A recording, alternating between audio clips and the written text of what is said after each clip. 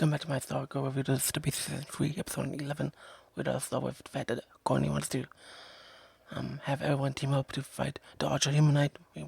She wants Cindy, she wants the Quartz, she wants Cameron, and the team is worried with the fact that Cindy doesn't want to be part of the team, and they don't know what happened. They don't know what happened to the Quartz at all. The fact that Cameron might not be able to be part of Courtney's team because he's mad at her because he thinks that Courtney killed Jordan, and might and family wonders why would Cameron even join them. Courtney explains to the family that he thinks that it was Courtney that was the one who killed Jordan, and then Artemis knocks on the door and asks where her parents are, and then she go out and try to find her parents.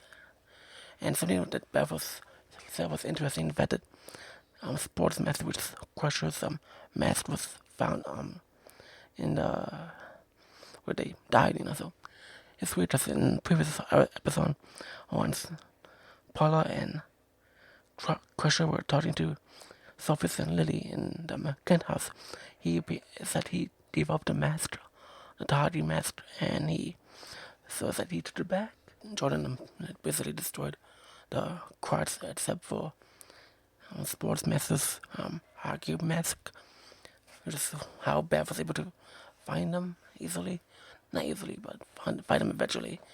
And then it was by all the stuff that that Paula and Crusher did back then, and the fact that they were on the ISA side, and the fact that Icicle was the leader and they died from them. It's a pretty sad scene for Artemis, and because she lost her parents out of nowhere, she was hoping to rescue them, and yeah, so that's really upsetting. Jordan is back out there, and he's talking to Cameron and Lily and Sophie's, the fact that they're reunited, and he basically tells Cameron that he had him, basically he was alive, but he had no consciousness within himself. In the beginning of the episode, that's when it shows like a flashback to the ending of season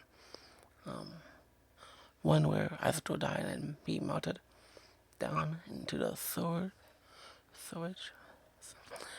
down under Blue Valley, so it took him some time to regain his form, and even though he's there, he doesn't feel the same. His eyes are like off, not off, but his eyes are a little bit reddish, maybe because if he's staring at the CCTV screens for so long, and also the fact that his powers aren't working the way they used to be, so that was no reason why noticeable.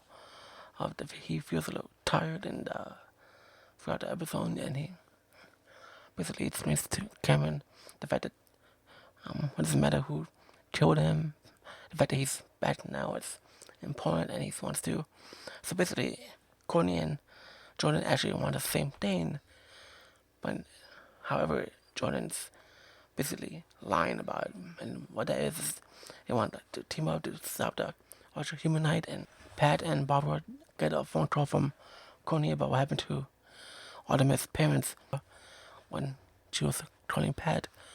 Mike was in the warehouse asking what happened, and yeah, pretty hard to explain, so I understand why Pat was silent, and the stuff with Barbara when she found out what happened to Paula, who was her friend, and one of her co-workers said he's back, and Jordan and Barbara was able to put two together, the fact that she was able to realize that it was Jordan who basically killed them, and then he spoke to her in her office, but the fact that Courtney was one who inspired him to change and all these things, and Barbara could see right through him, all the lies, all the manipulation, and she just doesn't care about what Jordan has to say, because she knows how he is, and in this episode, Courtney doesn't see right through Jordan. She thinks that he is able to help fight the Ultra Humanite, and we see that Cameron was talking to Courtney about her father, and then not her father, Cameron's father, about the fact that they have basically to be together and as maybe a team, but she goes out in town and she ends up finding Jordan out of nowhere. So that was a bit weird. Even though she was inside talking to Cameron, and it would be like that. It was like that. But anyways, Jordan and Courtney were talking to each other, and she kind of falls for his tricks, but I don't know. It's just a weird scene the way that scene was played out. Artemis is in her room and she's upset for her parents. The fact that her parents are no longer with her, and she breaks down, and Barbara walks into her room and offers her to come back to her house because she doesn't want Artemis to be alone. I find that I appreciate Barbara being there for her and being comforting and to comfort her during the hard times. And I don't know if she had a key to the Artemis' house or if she left the door unlocked or something, but even Cindy mentioned that the houses, whenever she went into Mike and Kim's place, I think it was Kim's, yeah, it was Kim's place, that doors was unlocked, so like, they didn't really need to learn how to lock the doors. And the thing is, in the beginning of the episode, when Artemis was knocking on the door, Pat basically let Courtney open the door instead of him, or Sylvester. That wasn't really a smart move. It could have been somebody. It could have been Jordan and drove attacked Courtney, but in there. But I don't know. These characters need to learn how to lock the doors. Lana was trying to contact her mom, and then she hung up because she just feel like it's the right time.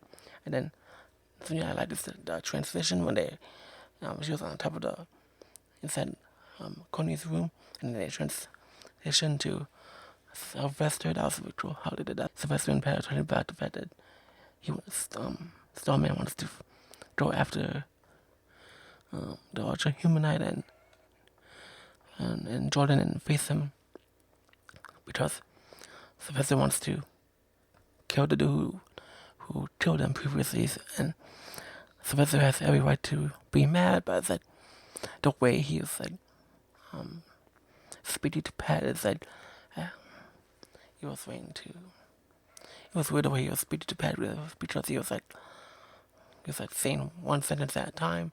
He said he was waiting for Pat's response. So yeah, I don't know, maybe that's something that the actor did, but yeah, yes, kind of noticeable there.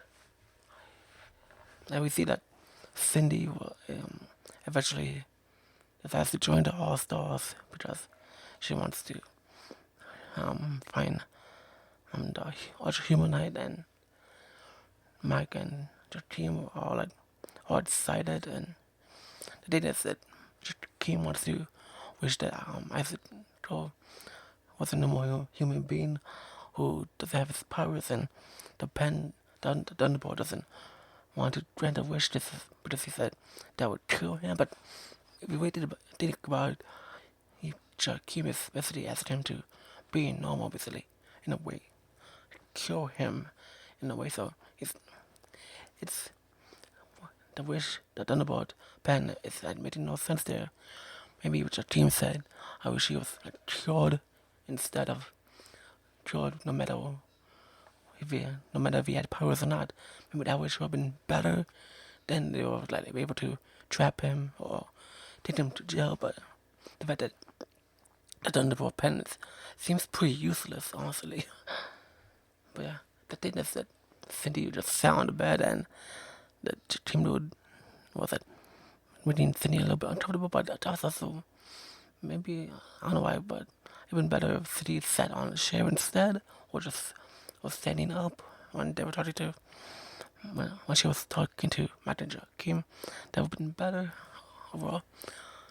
Anyways, that was my thoughts on that. Jordan finds the Ultra Humanite in the woods and said, it's him that started, so it's not, that was a little bit predictable, honestly, but what they ended. But yeah, anyways, other than that, I really like this episode. I really enjoyed Barbara being there for Artemis and seeing what food Jordan's lies, and then no Rick in this episode because he's been, I don't know, he wasn't there.